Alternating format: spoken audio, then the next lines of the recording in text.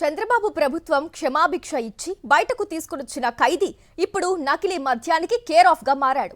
అతను ఎవరో కాదు, నకిలీ మద్యం కేసులో కీలక నిందితుడు సురేంద్ర నాయుడు. అతనికి చంద్రబాబు నాయుడుకి ఉన్న సంబంధం ఆంధ్రప్రదేశ్ రాజకీయాల్లో చర్చనీయాంశంగా మారింది. నకిలీ మద్యం కేసులో తవ్వే కొద్దీ బయటపడుతున్న లింకులు సంచలనాత్మకంగా మారాయి.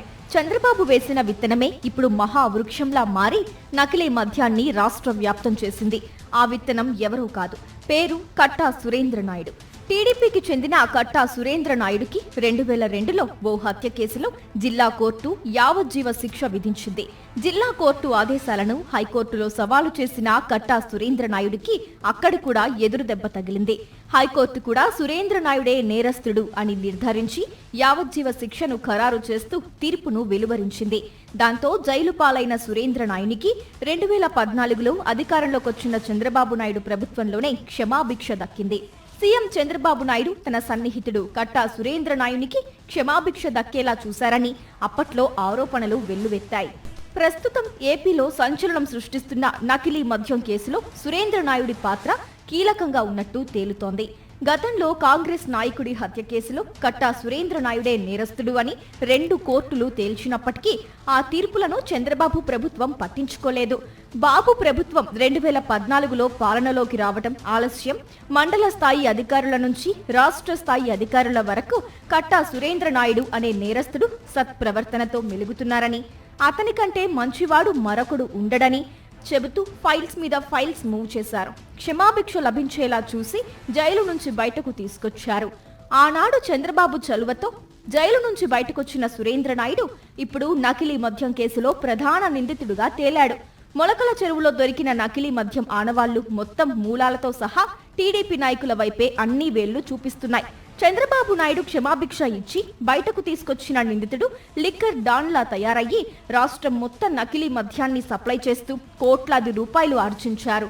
అంతేకాదు, రాష్ట్ర వ్యాప్తంగా అనేక మంది అమాయకుల ప్రాణాలు పోవడానికి కారణమవుతున్నాడు. అయినా కూటమి ప్రభుత్వానికి చీమ కుట్టినట్టుగా కూడా లేదు. నకిలీ మద్యం కేసులో కీలక నిందితులందరూ టీడీపీ నేతలే. ఈ కేసులో మరో కీలక నిందితుడు జయచంద్రారెడ్డి. తనకు అత్యంత సన్నిహితుడైన సీఎం చంద్రబాబు నాయుడుతో మాట్లాడి జయచంద్రారెడ్డికి తంబళ్లపల్లె టీడీపీ టికెట్ ఇప్పించారు. జయచంద్రారెడ్డికి స్నేహితుడే ఈ కేసులో A1 నిందితుడు జనార్దన్ రావు. నకిలీ మద్యం కేసులో ఉన్న నిందితులందరితోనూ చంద్రబాబు నాయుడు దిగిన ఫోటోలు ఇప్పుడు వైరల్ గా మారాయి. హత్య కేసులో అడ్డంగా దొరికిపోయిన కట్టా సురేంద్ర నాయుడికి గత చంద్రబాబు ప్రభుత్వం క్షమాభిక్ష ఇవ్వడమే ప్రస్తుత ఈ నకిలీ మద్యం మాఫియాకు బీజం వేసిందని వైఎస్ఆర్సీపీ నేతలు ఆరోపిస్తున్నారు. జయచంద్రారెడ్డికి మెయిన్గా ఫ్యాక్టరీ ఉండి నడిపినటువంటి కట్టా సురేంద్ర నాయుడు ఉన్నాడు కదా. కట్టా సురేంద్ర నాయుడు ఎప్పటి నుంచి తెలుగుదేశం ఫ్యాక్టరీ నడుపుతున్నది అతనే కదా. కట్టా సురేంద్ర నాయుడికి ఎప్పటి నుంచి ఉన్నాడు తెలుగుదేశంలో? 2001 సంవత్సరంలో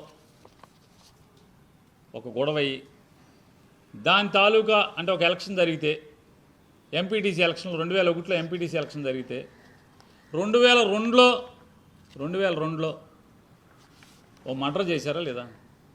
అప్పుడున్న కాంగ్రెస్ ఉన్న ఒకరిని మర్డర్ చేస్తే ఈ కట్టా సురేంద్ర నాయుడికి యావజ్జీవ శిక్ష పడిందా పడలేదా? అది కూడా మేమే చేయించామా? మీ దగ్గర ఉండే కూడా సరే. యావజ్జీవ శిక్ష పడితే ఏంటి ఆడు ముద్దాయి అంటారా? ఈ యావజ్జీవ శిక్ష పడితే అతను హైకోర్టుకి అప్పీల్కి వెళ్ళాడు. ఈ కాగితం ఏంటంటే హైకోర్టు హైకోర్టు జనరల్ ఇది. హైకోర్టుకి అప్పీల్కి వెళ్ళాడు. ఇది అప్పీల్కి వెళ్ళినటువంటి కేసు పేరే కట్టా Surendra versus state of Andhra Pradesh. Case పేరు కట్టా Surendra versus state of Andhra Pradesh. ఈ కేసు పేరు హైకోర్టులో ఎందుకు వెళ్ళాడంటే జిల్లా కోర్టులో 302 సెక్షన్ ప్రకారం యావజ్జీవ శిక్ష పడింది, ఈ కేసు కొట్టేయమని వెళ్ళాడు. వెళ్తే హైకోర్టు కన్ఫర్మ్ చేసింది, లేదురా బాబు నువ్వు నిజంగానే చంపేశావు, లేదు నేను నమ్ముతున్నాను, నువ్వు యావజ్జీవం చేయని చెప్పి చంపేసింది, ఖరారు చేసింది. అంటే దీంట్లో తప్పే ఉందండి అంటారా? మరి కట్టా సురేంద్ర నాయుడు వాళ్ళు బయట ఎట్టా ఉన్నాడు?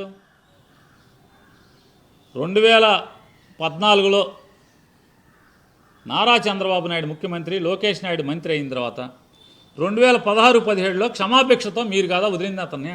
ఈ కేసులో నిజాలు తేలాలంటే సిబిఐతో విచారణ చేయించాలని వైఎస్ఆర్సీపీ నేతలు డిమాండ్ చేస్తున్నారు. ఎక్సైజ్ అధికారులతో విచారణ జరిపిస్తే అది తూతు మంత్రంగా తయారై అసలు నేరస్తులు బయటే ఉండిపోతారని వైఎస్ఆర్సీపీ నేతలు అభిప్రాయపడుతున్నారు.